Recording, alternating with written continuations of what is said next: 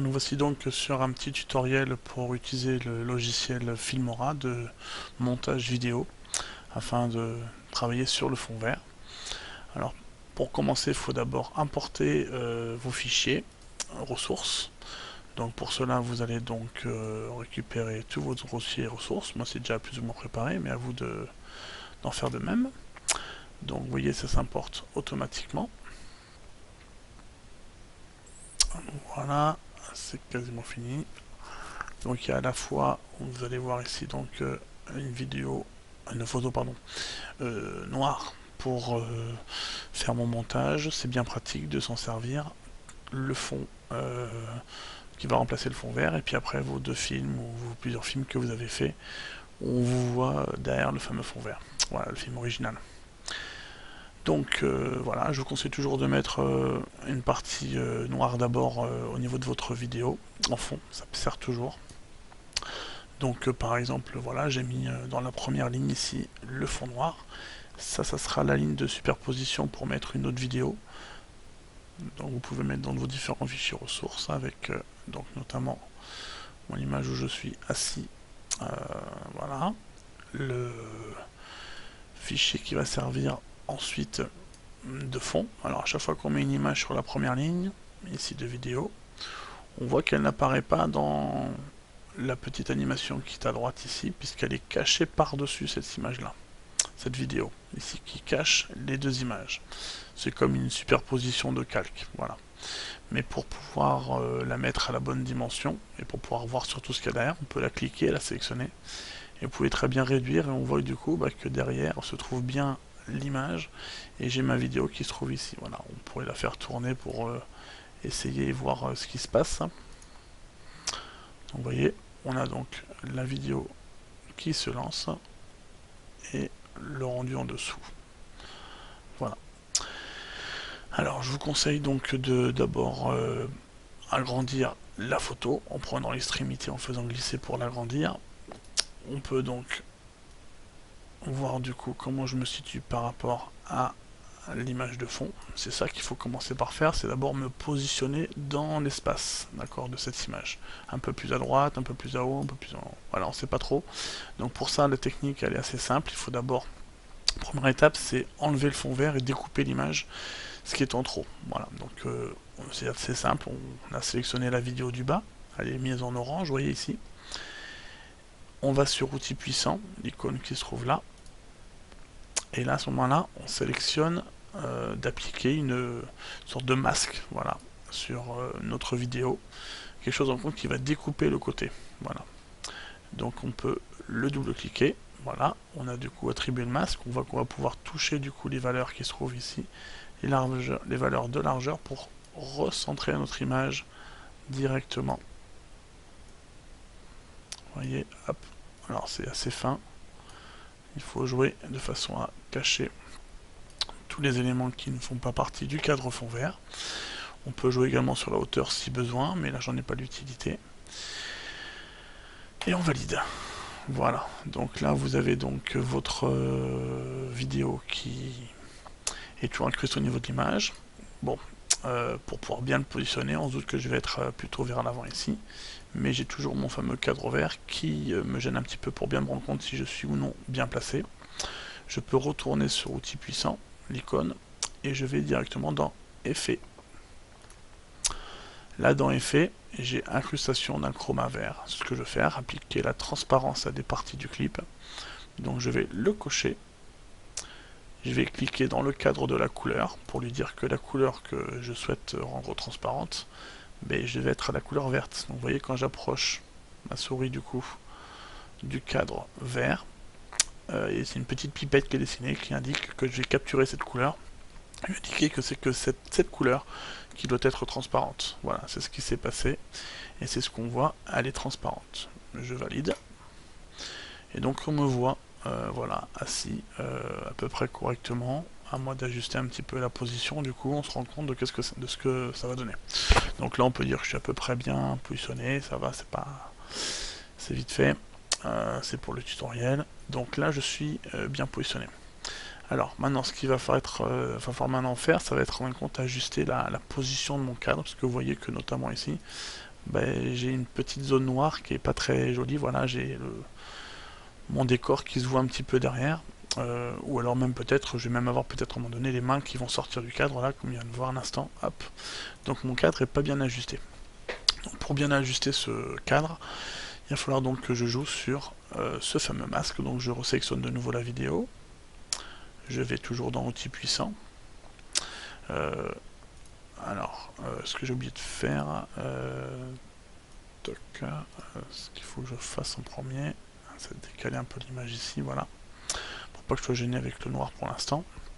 Je m'en servirai tout à l'heure. Donc, on a, donc, hop, voilà, je me positionne correctement pour que je sois bien assis.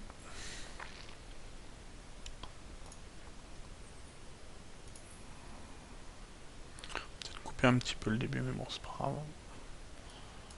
Un petit peu bouger au début de la vidéo. Pour couper une vidéo, c'est assez simple, hein. On prend l'outil ciseau ici. Toc. Je coupe du coup ma vidéo. Je peux couper aussi mon image si j'en sélectionne mon image. Et donc du coup j'ai voilà cette partie là qui va sortir d'un coup en cliquant sur le bouton supprimer. Ou alors en cliquant sur la petite poubelle. Hop, voilà, ça supprime directement la zone qui était en trop qui a bougé lorsqu'on m'a pris en vidéo.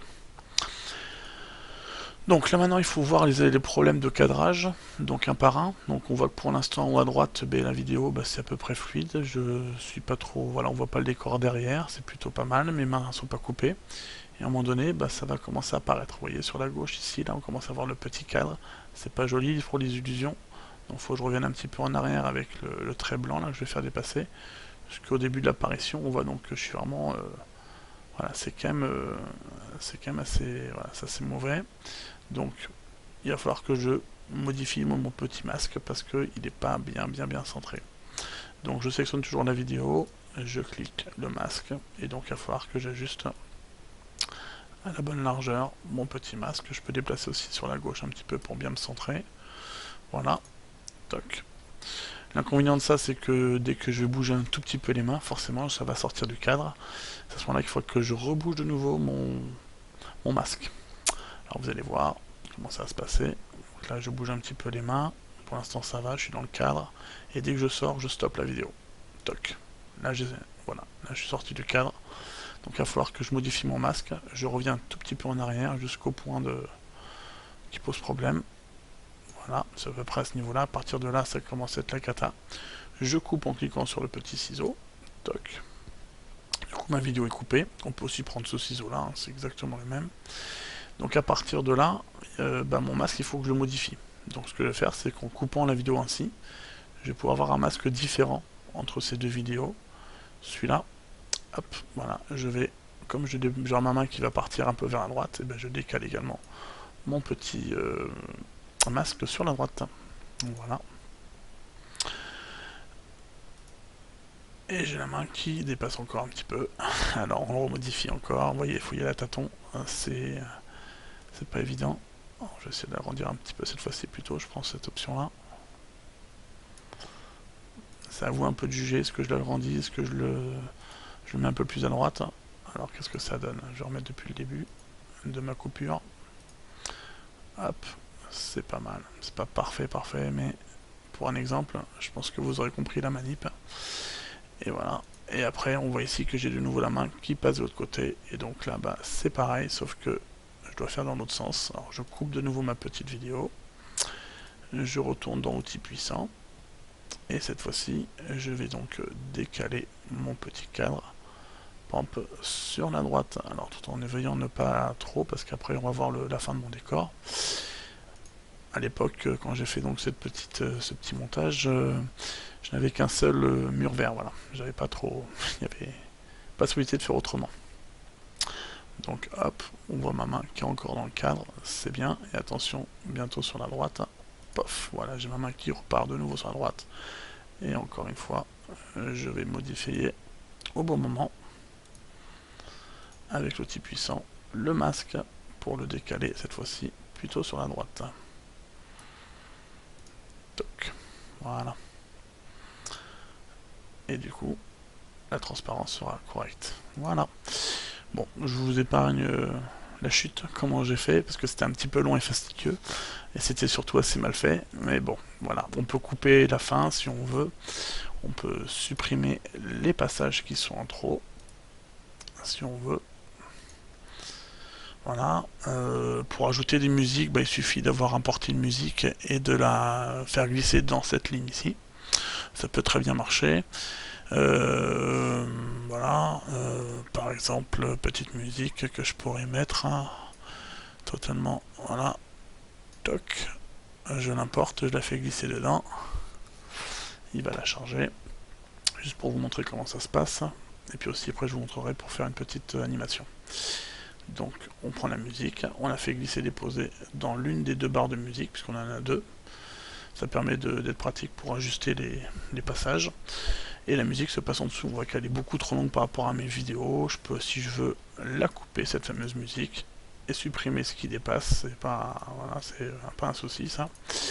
Bon, ça fera un peu bizarre au niveau de l'écoute, mais bon, c'est vous qui verrez.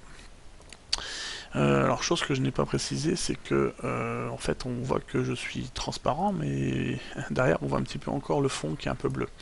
Alors, tout ça, ça se règle, ne vous inquiétez pas. Il suffit d'aller dans Outils puissants. La case effet, on a appliqué la transparence ici, là. On n'est pas dans masque, mais dans effet. Et cette fois-ci, on règle vraiment le niveau d'intensité de transparence. Et vous voyez, en bougeant la barre, on peut fortement régler la transparence. Alors, pas trop non plus, parce que sinon, je pourrais finir par être complètement invisible, aux limites en tout cas, au niveau des cheveux. Déjà, j'en ai pas beaucoup. On applique le... Voilà, on fait pareil pour tous les autres masques. On applique la même transparence pour tous les autres masques, maintenant qu'on a réglé et qu'on sait à peu près. Bon voilà, on applique à peu près la même valeur. Moi je mets toujours à peu près un tiers, 33, je trouve que c'est pas mal. À peu près, ça suffit largement pour ce qu'on a à faire. Voilà, pof, c'est bon. Et voilà.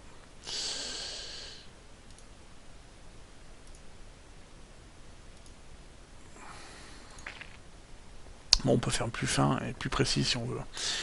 Au niveau des petits menus de début et de fin, on peut aussi s'amuser très bien à faire des choses un petit peu rigolotes. Alors, par exemple, comme vous avez vu, on peut très bien me mettre d'abord sur un fond noir au tout début pour que on me voit sans transparence.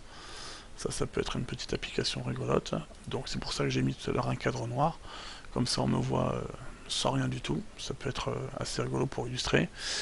Ce qui peut être aussi sympa du coup, c'est de couper à ce moment-là la vidéo. Vous voyez, pof, comme j'ai fait. Et cette bloc ici, j'applique pas de transparence en fin de compte. Donc je vais de nouveau dans Outils puissants. Et l'effet, je ne l'applique pas. Voilà, pour pouvoir m'illustrer.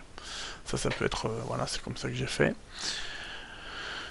Pour mettre une petite animation en plus sur ce début qui est un petit peu terne, vous pouvez très bien avoir donc en cliquant dans la zone texte ici, texte et crédit, toute une banque avec des différentes animations que vous pouvez mettre. Voilà, il y en a des... il y en a beaucoup. Alors vous en avez peut-être un petit peu moins que moi, on verra, c'est pas facile, c'est des trucs que j'ai téléchargés. Mais ça peut être assez sympa, voilà, il y en a qui sont vraiment, c'est du... Il y a tout et n'importe quoi. Alors, au niveau, donc il y a japonais, il y en a plein d'autres. Voilà, il y en a quantité qui peuvent exister. Alors on peut mettre celui-là qui est assez joli, je trouve. Voilà, il suffit de cliquer et de faire la petite flèche pour voir ce qui s'y passe. Alors soit on le met comme ça, soit on prend celui-là qui est sensiblement pareil, c'est un peu son jumeau. Parce qu'en fin de compte, on peut du coup avoir un effet de transparence avec notre vidéo à nous, mais on n'est pas obligé. Voilà, on met vraiment celui que l'on souhaite. Alors par exemple, je le prends, je le mets en tout début, je le fais glisser déposer, je le mets en tout début, et donc automatiquement, je vais avoir donc au niveau de ma vidéo, quand je lance ma vidéo, cette petite animation qui se mettra en tout début et qui va apparaître. Voilà. On peut mettre sa sœur jumelle qui est ici, avec cette fois-ci la vidéo en fond, c'est un peu pareil. Ou alors celui-là aussi, voilà, qui est un peu basique, mais qui a quand même son petit effet. Il y en a vraiment mais plein des effets. Donc par exemple, on peut prendre celui-là, il va bien puisqu'on pourra mettre la vidéo en plus par-dessus. Vous voyez ce que ça donnerait. On superpose le noir, ma vidéo, plus une petite animation, et en plus, pour finir, la musique. Donc quand je double-clique dessus, je peux très bien changer le texte si je veux.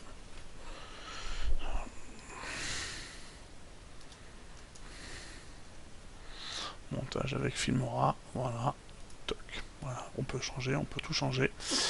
On a même, vous avez peut-être vu, pour ceux qui sont les plus aguerris, dans modification avancée, on a encore plus de paramètres que l'on peut changer, comme le temps d'apparition, à quel moment ça apparaît, avec quelle animation ça apparaît, enfin bon, c'est même les couleurs, on peut tout personnaliser.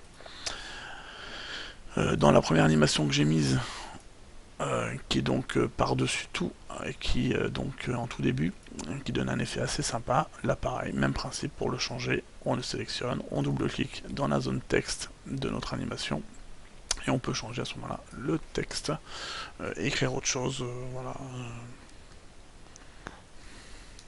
Test pour un tuto. Voilà. Et donc on peut changer le texte ici, je peux aussi changer le texte qui se trouve en dessous en cliquant dans la zone, voilà. Et mettre par exemple mon nom, hop, voilà.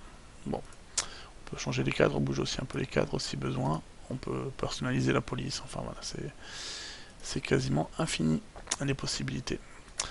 Une fois qu'on a terminé ça, que vous avez fait tout votre montage, il faut bien vérifier que tout soit correct pour vous, qu'il n'y ait pas de problème. Dans ces cas-là, vous avez après à exporter la vidéo. Exporter la vidéo en cours de création, voilà, choc, vous mettez le nom que vous voulez, tutoriel Filmora, vous le mettez là où vous voulez dans le dossier de, voilà, et vous faites exporter, et automatiquement il va vous exporter la vidéo et la créer. Voilà. Alors vous aurez en plus ici un filigrane lors de votre création de la vidéo, marqué Filmora qui fait la pub, puisque votre logiciel il est gratuit et la partie payante ça en permet d'enlever le filigrane, mais il vous suffit simplement de l'éditer avec ma version de logiciel à moi qui est déverrouillée et donc qui donnera l'aperçu sans le fameux filigrane. Voilà. Merci à tous et bon courage pour faire votre petit film.